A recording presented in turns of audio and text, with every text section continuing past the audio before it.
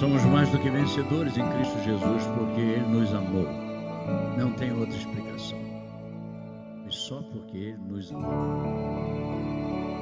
É por isso que nenhum homem, nenhuma mulher pode vir ao culto sem compreender isso. Se ele compreender, ele vai lutar com suas próprias emoções o tempo todo. Mas se ele não compreender, ele não vai estar nem aí. Então eu oro para que chegue o dia da compreensão. E nós vamos falar um pouquinho sobre isso agora também. O dia da compreensão é algo muito importante na vida de todas as pessoas. E eu tinha 21 anos quando lá no Hospital Central do Exército, no Rio de Janeiro, o senhor foi até o meu leito. Havia centenas deles ali, muitos oficiais, muitos soldados, muitas pessoas que estavam doentes como eu, mas o Senhor, naquela oportunidade, resolveu ir na minha cama. E eu não brigo com Deus por suas escolhas. Ele é soberano. Mas eu indigno do jeito que eu sempre fui, ele escolheu naquele dia a minha cama, o meu leito, e foi lá. E ali ele administrou a salvação ao meu coração. Todos pecaram e destituídos estão da glória de Deus. O salário do pecado é a morte. Nós todos sabemos disso. Mas pela graça sois salvos mediante a fé. E mesmo essa fé não vem de vós. É dom de Deus. Até a fé que eu posso executar na presença dEle, Ele mesmo me deu. Eu estava morto em meus delitos e pecados. Ignorado por Ele. Mas de repente Ele vem e, como o apóstolo Paulo nos ensina, Ele nos deu vida quando mortos estávamos. Quando Ele nos deu vida, então Ele nos deu a fé, Ele nos deu a possibilidade de levantar os olhos para Ele, porque um morto não faz nada disso. Compreende a salvação?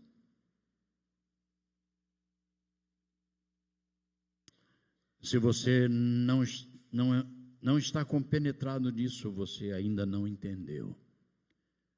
Mas oro para que o Senhor trabalhe no nosso coração nesse sentido. Eu quero conversar um pouquinho com vocês nessa manhã a respeito do adorador que Deus procura. Eu disse para vocês que ontem eu falei sobre a música cristã e hoje eu gostaria de falar sobre o músico. E eu quero basear a mensagem no texto conhecido da mulher samaritana, todos vocês conhecem, é um texto longo, eu não vou ler naturalmente, mas eu vou ler só o verso 23 do capítulo 4, onde esse episódio todo acontece, e diz assim, você vai lembrar: mas vem a hora, e já chegou, em que os verdadeiros adoradores, sublinha na sua cabeça, verdadeiros adoradores, adorarão, sublinha adorarão o Pai, sublinha o Pai, e em espírito e em verdade, porque são estes que o Pai procura, sublinha na sua cabeça, o Pai procura para seus adoradores. Olha, embora eu vá tratar mais diretamente com músicos, eu quero afirmar que a mensagem também se aplica a qualquer outra pessoa aqui nesse recinto. Então, como introdução, deixa-me mostrar para vocês, e assim de forma especial para os músicos, 4 observações interessantes que eu tenho feito sobre músicos. O primeiro tipo de músico que eu vejo é o músico circunstancial. É aquele menino, ou aquele rapaz, aquele jovem, ou aquela moça que se apaixonou pela música, ele ficou vidrado em alguns artistas de sua preferência, ele viu, gostou, e ele disse, eu quero ser igualzinho a ele. Ou eu quero ser igualzinho a ela. E então ele ganhou um instrumento, talvez papai deu, titio deu. Ele ganhou esse instrumento e ele acabou até participando de um ministério de louvor na igreja. Isso foi interessante.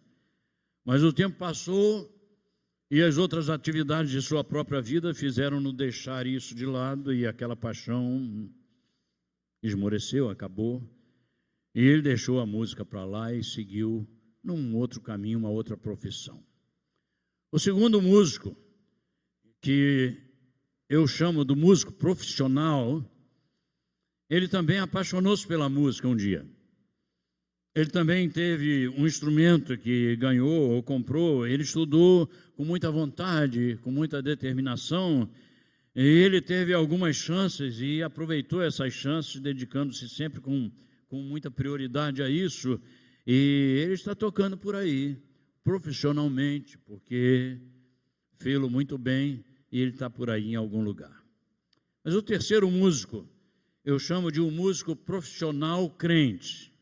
Agora você vai sentindo que esse cerco vai apertando. E esse músico profissional crente, ele era um artista profissional, ele estava ganhando a sua vida lá tocando na noite, ou fazendo o seu trabalho de músico em algum lugar. E aí, de repente, alguém o confronta com Cristo, alguém lhe anuncia o Evangelho e o coração dele é convertido ao Evangelho. Agora, então, ele é uma nova criatura, né? Ele ainda é um músico que vive o seu trabalho profissional, mas ele é alguém que nasceu de novo. Acontece que, por causa do seu comprometimento com o Senhor, as coisas estão sendo mudadas na vida dele, as coisas estão sendo mudadas na cachola dele, na mente dele e na sua vida também. Por exemplo, algumas músicas que ele tocava antes, agora, como um crente, ele compreende que não deve tocá-las mais, não faz parte. Vocês estão entendendo, né? O drama não faz parte mais, ele vai enfrentar umas situações assim. Algumas letras que ele ou ela cantava como cantor, agora, ele antes cantava tranquilamente, mas agora ele não vai poder, não vai casar com a fé que ele abraçou. Então, ele tem agora novos conceitos, ele agora tem uma nova vida, ele tem novos princípios. E também alguns ambientes não vão coadunar, não é? com aqueles lugares que ele frequentava antes, que eram lugares assim, né? Meia boca, diferentes para a vida de um cristão, agora começa a trazer uma certa dificuldade. E ele começa a reavaliar essas coisas no seu coração. Até o seu vocabulário é mudado, porque lá ele falava de um jeito, né? Ele se vestia de um jeito, e agora ele é um músico profissional ainda, mas agora ele é crente. Que situação, não? E aí agora, como é que faz? Então eu tenho o quarto músico, que eu chamo do músico profissional crente. Apertou mais ainda, né? O músico profissional crente. Ele era ou continua sendo muito dedicado profissionalmente à música. Gente, eu não estou falando de algo abstrato. Eu estou falando de coisas reais. Eu lido com músicos a minha vida inteira.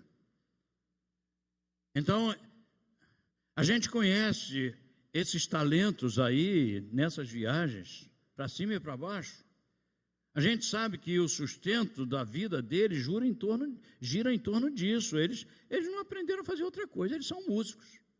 Eles têm que sustentar a sua casa, a sua família como músico. Mas aí Jesus vai e converte o coração desse homem ou dessa mulher, desse artista, dessa artista, e então ele sofre uma transformação real no seu caráter. O resultado disso é que sua vida precisa e ela vai sendo santificada, porque não há quem seja convertido que não se santifique.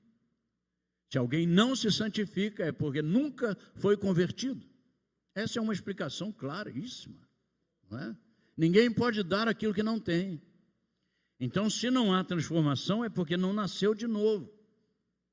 Então, o Senhor começa a trabalhar na vida dele, já está trabalhando. Deus o chamou para o trabalho, para servi-lo no reino, porque ele agora é um profissional crente chamado. Ele é chamado.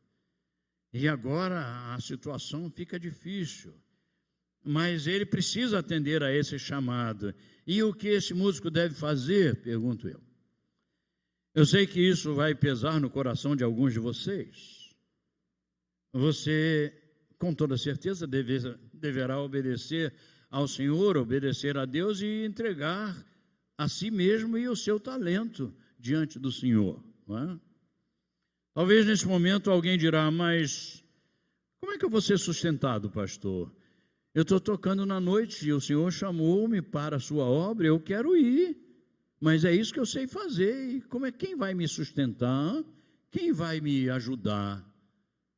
A minha igreja vai poder fazer isso comigo? E a gente olha, a maior parte das igrejas com certeza teria muita dificuldade. Essa é uma situação histórica, né? Então eu respondo: você conhece alguém que foi chamado por Deus e que foi abandonado por Ele? Conhece? Eu não conheço. Não conheço.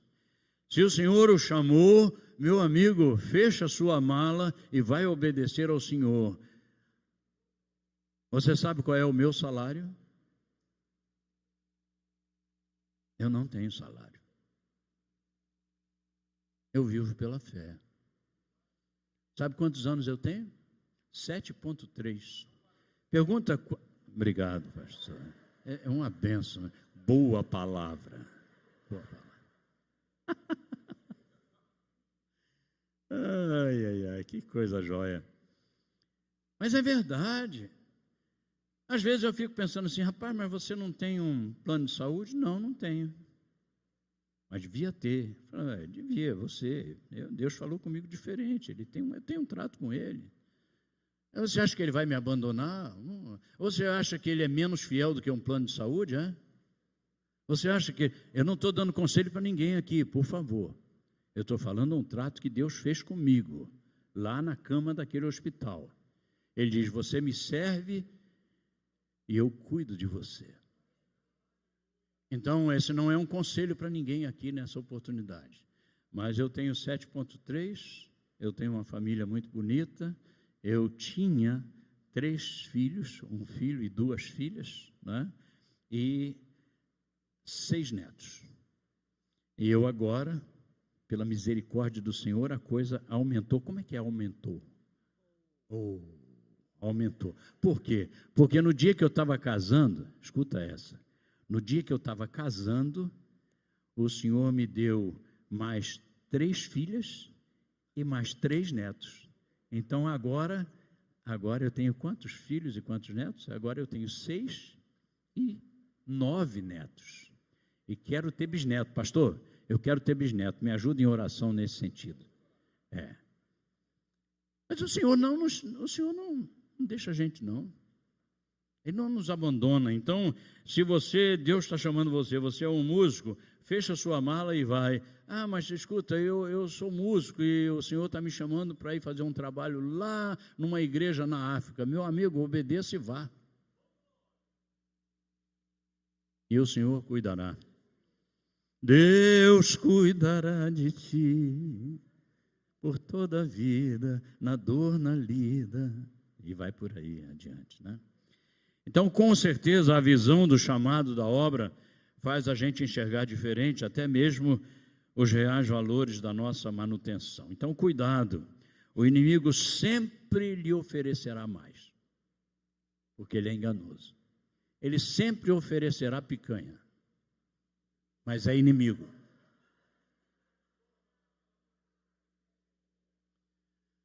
A gente viu 4 tipos de músicos, não é?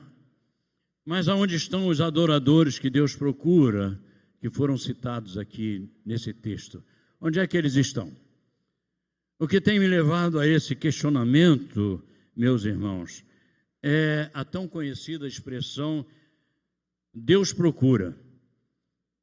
Eu sempre aprendi nos atributos de Deus uma total impossibilidade disso acontecer, de Deus procurar. Deus não precisa procurar nada, Ele está em todo lugar ao mesmo tempo. Ele não precisa procurar. Mas o texto diz que Deus procura adoradores. Eu só posso entender o seguinte, que é muito difícil. É muito difícil achar adoradores. Eu fico pensando que é como se Deus não pudesse ver a Adão atrás daquelas folhas. Mais ou menos por aí, né?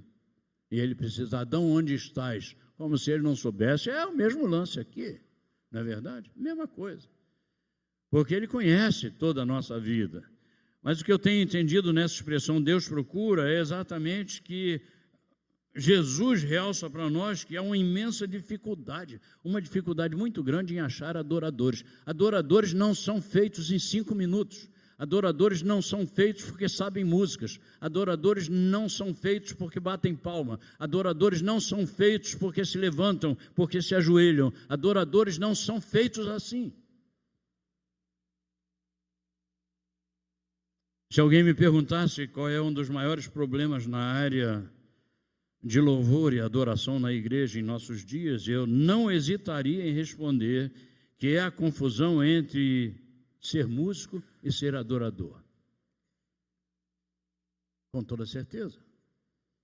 Muitas vezes a liderança de louvor de uma igreja, não estou me referindo a essa, mas muitas vezes a liderança de uma igreja corta um dobrado, porque escolheu músicos por causa de suas capacidades e talentos, e não pelo seu caráter inconfundível de adorador. Eu já tive pastores chorando aqui nesse ombro comigo e pedindo: pastor, me ajuda. O senhor não podia fazer uma palestra sobre louvor e adoração para os músicos da minha igreja? Eu digo: meus irmãos, eles precisam do evangelho. Eles já sabem música, mas eles precisam do evangelho. Eles precisam de alguma coisa que chega lá no âmago da coisa, para que então, porque adorador é resultado. Adorador é um resultado. E é um resultado daquilo que Deus faz nas nossas vidas. Eu já procurei ler esse texto de João em várias versões da Bíblia, buscando achar que Deus procura músicos, ou que Deus procura pedreiros, carpinteiros, que Deus procura negociantes, que Deus procura médicos, que Deus procura, mas eu só achei que Deus procura adoradores. Não tem título da profissão. Não é esse, aquele, não é? Deus procura adoradores. É aquele homem, é aquela mulher, é o que é músico, é o que é médico, é qualquer um. Ele procura, é adorador. Então, quando você está sentado e ouvindo essa palavra, não pense que você está fora de ser um adorador, porque você não é músico. Todos nós participamos disso. Porque adoradores não são uma casta. Louvadores podem ser, mas adoradores não. Então, meus queridos colegas, eu sei que tem músico para todo lado, eu creio que um dos nossos papéis mais importantes com relação às pegadas que queremos deixar e queremos, é desmistificar que nós mesmos, nesse contexto que nós vivemos, nós precisamos desmistificar o conceito de que músicos são o suprassumo da adoração. Eu não sei de onde alguém tirou essa ideia. Mas existe essa ideia, meus irmãos. Existe essa ideia por aí. Em muitos lugares. Especialmente na igreja. Especialmente nas igrejas. Eu já podia citar várias coisas, vários exemplos que aconteceram comigo, que eu não podia imaginar. Eu podia imaginar no músico lá fora, na briga por direitos, por coisa assim lá fora. No você vai primeiro, não, mas eu não podia ficar no terceiro a ser chamado aqui, eu tenho que ser o primeiro a ser chamado. Eu não podia acreditar que isso acontecia, mas acontece. Acontece. Não nessa igreja, claro, mas acontece. Então, a gente chega ao ponto de confundir o ministério de adoração com o ministério levítico. E isso foi muito usado. Não, são os levitas. Meus irmãos, eu como músico, estou a quilômetros de ser um levita. Amém? Eu estou a quilômetros de ser um levita, porque um levita, ele não é necessariamente um cantante, um cantador, ele não é um músico só. Um levita é muito mais um diácono do que qualquer outra coisa. Eram eles que levavam o peso da barraca, eram eles que levavam tudo. Eu sei que quando os meninos vêm aqui, eles montam essa tralha toda, eles carregam para lá, carregam para cá, pega a condução, traz no seu carro. A gente pegava o ônibus, montava tudo, monta, desmonta, todo mundo chega quietinho, bonitinho, perfumado, e a gente com um cheiro de gambá. de tanto correr atrás para poder fazer uma coisa boa, bonita, para adorar o Senhor. Esse trabalho, esse desgaste, essa coisa assim, aí sim tem muito mais, aí sim tem um cheiro levítico, tem um cheiro de um levita, né? Parece que esse misticismo tem trazido à mente de muitos músicos a ideia prioritária de sua proximidade da arca. Mas muitos deles estão longe de aceitar os serviços diaconais sobre os quais eu acabei de mencionar, que em sua maior parte mostrava o verdadeiro e constante trabalho de um levita. Não, irmãos, não somos levitas. Deus não está procurando músicos de altar. Deus está procurando adoradores. Esse é o cerne da questão. Mas quem é esse adorador que Deus procura? E eu acho que um adorador, ele tem uma identidade. Então, eu queria destacar alguns pontos aqui. E o primeiro ponto dessa mensagem é que o verdadeiro adorador é aquele que adora a Deus. E a maior armadilha que existe no coração de alguém que serve ao Senhor, e não estou falando só na música, pode ser na pregação, pode ser de todo lado. O pior problema que pode acontecer é que ele adore a si mesmo. Ele goste de si mesmo. Que ele se mostre a si mesmo. Que ele deixe as pessoas ficarem achando que é ele que faz a coisa, ou que é ela que faz a coisa. Mas o verdadeiro adorador é aquele que adora a Deus. É por isso que eu pedi que você sublinhasse na sua cabeça. Adorar a Deus é amar a Deus sobre todas as coisas. Não é um começo de vida cristã, mas é um final. Por isso que eu disse que a adoração é um final, não é um começo.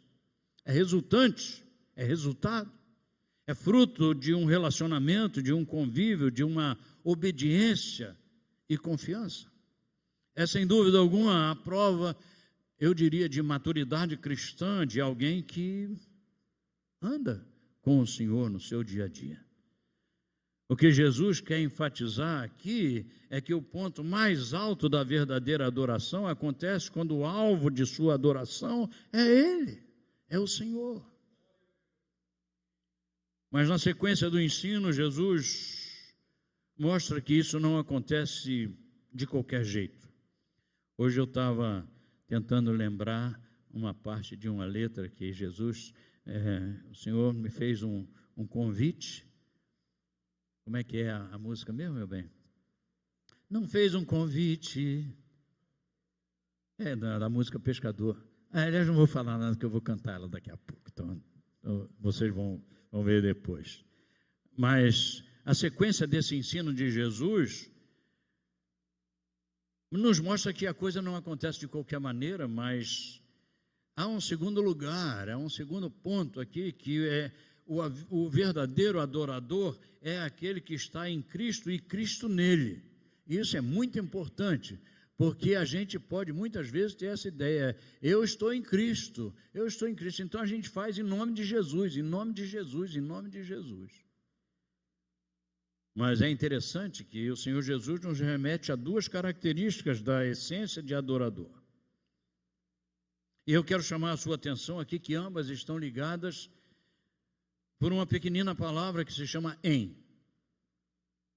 Essa palavrinha bem pequenininha é muito forte no sentido de nos mostrar a ideia de uma fusão. E preste atenção nisso. É uma ideia de parceria, uma ideia de sociedade, é uma ideia de estarmos juntos, mesclados. É como aquela lata de tinta que você usa na sua casa e você quer ter uma cor diferente naquela parede, então você pega tinta A e tinta B, cores A e cores B, e você mexe, ou então põe naquela máquina e vai mexendo. De repente você não tem mais duas cores, você tem uma cor só. E é a cor que você vai usar. Não é isso que Jesus nos ensina na parábola da videira? Quando ele diz, aquele que está em mim e eu nele, entenderam? Aquele que está em mim e eu estou nele, esse dá muito fruto. Se essas coisas não estiverem ligadas assim, então o fruto não acontece, não o fruto eterno. Pode ter aplauso, pode ter outro tipo de fruto, mas o fruto eterno, vidas transformadas, pessoas convertidas, pessoas vindo a Cristo, não acontece. Então, queridos, essa mistura, ela tem que ser assim. E se ela não for assim, o resultado será a multiplicação de artistas e grupos, de louvadores, com toda certeza, mas não do nascimento de verdadeiros adoradores. Com isso em mente, a gente pode avaliar o que o Senhor nos ensina sobre adorar em espírito e em verdade, porque a coisa se afunila no conhecimento daquilo que o Senhor nos ensina.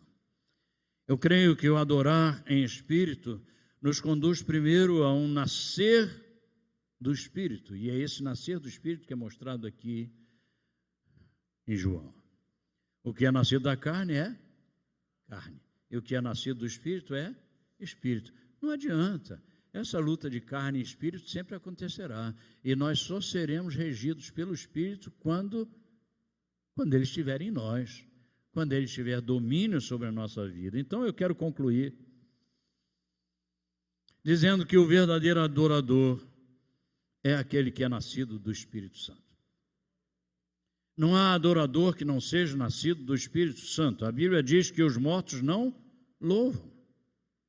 Uma dúvida que logo veio à minha mente quando eu pensava sobre isso foi o aspecto do eunuco. Vocês lembram daquele eunuco quando Filipe é mandado por Deus para encontrá-lo e ele sobe na carruagem e tal, e eles vão aí, e ele vai ser batizado, e ele pergunta, o que impede que eu seja batizado? Eu fico perguntando, ele foi,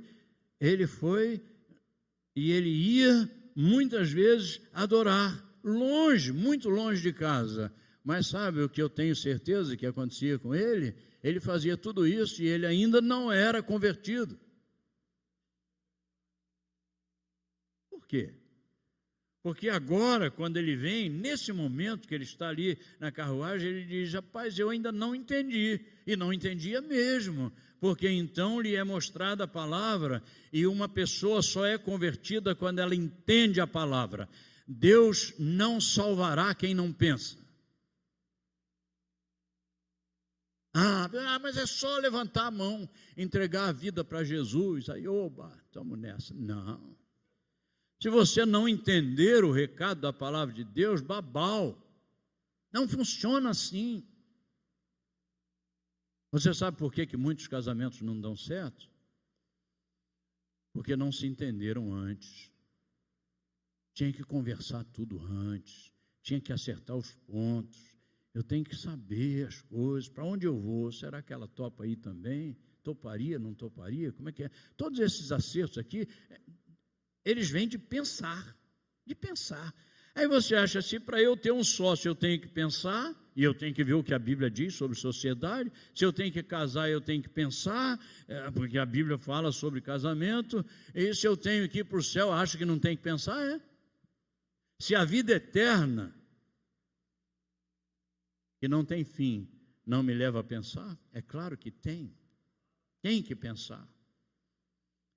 Então eu vejo que o eunuco ali, quando ele sobe, ele diz, olha, eu não entendo, você pode me ensinar, pode me explicar? Aí então Filipe explica para ele, aí ele, desculpa a expressão, caiu a ficha. Ele disse, então agora o que impede que eu seja batizado? Você não precisa empurrar o seu filho para o batistério. O seu filho só será batizado de verdade quando ele compreender o Evangelho e ele entregar a sua vida a Cristo Jesus.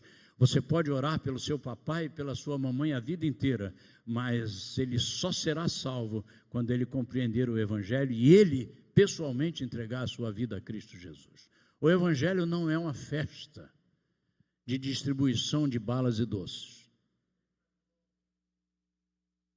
É preciso compreensão.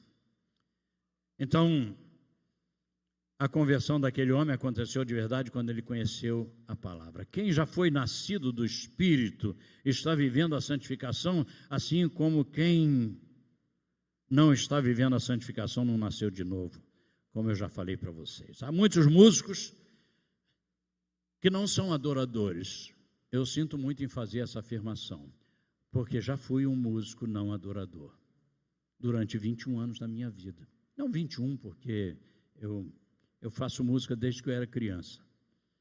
Mas foi um bom tempo, dentro da igreja, conhecendo as coisas de Deus na igreja, cantando, saindo para cantar em outros lugares, até na praça, e ainda não era convertido no Senhor. Então, há muitos músicos que não são adoradores, e não são por quê? Não são porque eles conhecem todos os atos de adoração, eles sabem todas as coisas, eles conhecem todas as coisas, mas eles ainda estão mortos. Eles não podem entender o que é verdadeira adoração. Ontem eu estava falando que quando você precisa empurrar o músico para chegar na hora do ensaio, talvez esse seja um sinal de que ele ainda não entendeu. São detalhes, mas que são muitíssimo importantes, não é verdade? Alguns se tornam simplesmente em artistas gospel. Está cheio de artistas gospel aí. Você vai conversar com eles, você sente que o andar da carruagem deles é outro. É outra coisa. Sabe? Pastor, uma das nossas maiores dificuldades é deixar muito claro, absolutamente claro, que quando a gente vem cantar numa igreja ou em algum outro lugar, num congresso lá, o que seja, nós temos necessidades como missionários. Sabe? E isso é uma proteção para mim. Eu não venho aqui numa igreja ou em qualquer igreja, eu não recebo um tostão. Você sabe disso? Eu não recebo um tostão, eu venho cantar, não tem. Mas qual é o seu cachê? Quanta gente já me perguntou isso? Qual é o seu cachê? Eu digo, rapaz, quem você acha que eu sou? Então, assim, não tenho. O que o pastor, e naturalmente nós temos um contrato, é tudo bem feito, direitinho, né? Simples, mas bem feito. Então, o compromisso que uma igreja, qualquer igreja faz, é do mesmo jeito, mas faz com relação à missão na qual eu trabalho e da qual não recebo. Porque a visão é outra, a visão é missionária. Eu não tenho cachê, coisa nenhuma. Mas então você acha que o músico não devia ter cachê? É claro que eu acho que poderia. Ele é um profissional, ele faz o seu trabalho e tal, mas não é o meu caso. Então a gente pode se tornar alguém assim, simplesmente um artista, né? E então isso acaba não dando muito certo em muitos lugares, né? Às vezes pastores me reclamam sobre isso, de coisas que vão acontecendo, mas que não vale a pena serem mencionadas. Então, alguns se tornam artistas assim, outros fazem do evangelho a fonte de sua própria riqueza. Tem gente ganhando muita grana. Tem gente ganhando muita grana mesmo com o evangelho. Então, muitos não aceitam autoridade sobre si, porque ele é que determina tudo. Não, conselho vem, peraí. Há quem despreze aquilo que não gosta e vira pedra no sapato da liderança de uma igreja. Então isso é muito sério. O que eu estou querendo dizer com tudo isso? Desculpe me alongar um pouco, eu não consigo dizer tudo que eu tenho no tempo que eu gostaria de dizer. Mas o que eu estou querendo dizer para vocês é que o músico, que era simplesmente um artista, agora nascido de novo, ele vai deixando as características do artista que vive para si, e ele vai assumindo gradativamente o seu decréscimo. O seu decréscimo, importa que ele cresça e eu diminua. Então ele vai assumindo o seu decréscimo para a exaltação clara do seu Senhor em sua vida e em seu trabalho. Mas adoradores são logo transformados em testemunhas. Eles são logo transformados em missionários. Não dá outra, meu irmão. Se você não se meter com isso, talvez seja mais leve para você. Mas se você se meter com isso, você vai ter compromissos, você vai ter realmente alguma coisa, porque quando você compreende o papel de um adorador, você automaticamente vira um missionário. Não tem como. Não tem como você não atender esses apelos da própria obra, porque adoradores são transformados em ganhadores de alma. Então, deixa-me aplicar essa mensagem com uma pergunta só, que é feita em primeiro lugar a mim e depois a cada um de vocês. Diante disso que nós tratamos aqui nessa manhã, você pode ser reconhecido como um verdadeiro adorador? Eu tenho que perguntar a mim mesmo, eu, Paulo, 7.3 nas costas, com toda a experiência que vocês acham que eu possa ter, eu tenho que responder ao meu Senhor: de fato, Senhor, o Senhor me vê como um verdadeiro adorador? É isso que precisa coçar o meu coração, não é? Vamos orar. Querido Senhor, obrigado, porque a Tua palavra é viva e eficaz. Todos nós queremos ser adoradores, mas nós não conseguimos. Não conseguimos se o Senhor não fizer isso em nós, se o Senhor não produzir isso em nós, e nós sabemos, pela Tua palavra, que só o Senhor pode fazer isso. Então ajuda-nos, Senhor, a músicos e não músicos, a qualquer pessoa. Ajuda-nos a compreender que esse novo nascimento é o começo de tudo, e é através desse novo nascimento que é formado um adorador. Obrigado por essa compreensão, Senhor. Ajuda-nos, adiante disso, seguirmos adiante, sabendo quem somos diante do Senhor. Louvado seja o Teu nome, em nome de Jesus. Amém. Eu deixei uma música para o final, você quer que eu cante agora ou depois? Agora? Ok. Então eu vou cantar Pescador. Antes de cantar Pescador, deixa-me responder a você. Algumas pessoas vieram falar comigo: pastor, o senhor falou sobre um trabalho de tradução da Bíblia para os índios aguarunas. Eu falei ontem sobre isso. Se você não estava aqui, há 11 anos atrás nós começamos um projeto para traduzir a Bíblia para os índios aguarunas do Peru. Eles são 80 mil pessoas. Estão morrendo sem Cristo porque não tem uma Bíblia como nós temos aqui. Então, há 11 anos atrás, começamos um projeto para que eles tivessem a Bíblia traduzida no seu próprio dialeto. Bom, essa Bíblia está traduzida e nós estamos já entrando no trabalho todo o trabalho que antecede aí a impressão na Sociedade Bíblica do Brasil. Fizemos uma parceria e nós estamos já alcançando mais de 5.000 exemplares da Bíblia que serão doados para eles lá nas tribos lá no Peru. É um trabalho maravilhoso, me sinto um homem privilegiado por conta dessa honra de fazer isso. Talvez você queira ter a mesma honra também. Se quiser e quiser participar, está aí atrás, né, o endereço, e ali tem o Pix. Esse dinheiro não vem para a gente. Cada Bíblia custa R$60. Pastor, eu quero dar uma Bíblia, quero dar 2. Quantas Bíblias eu dou? Dá quantas você achar que deve, que Deus colocar no seu coração. Só que tem o seguinte: quando você fizer esse Pix, aguarunas@SBB, Sociedade Bíblica do Brasil.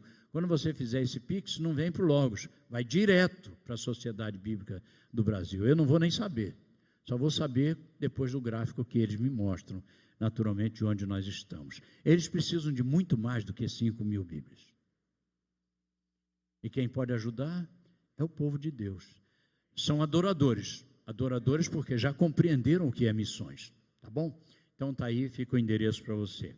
Lá atrás tem também os nossos pendrives. Aliás, uma coisa especial que eu estou fazendo nessa viagem, eu fiz por Consciência Cristã, não fiz em nenhum outro lugar, né? Agora eu tenho material, é que eu estou colocando junto com o pendrive um cartãozinho com o nosso endereço, as nossas mídias sociais e tudo mais, e eu também estou colocando uma pazinha, é uma bobaginha, mas é uma pazinha de colocar manteiga no pão, coisa assim. Sabe por que eu fiz isso?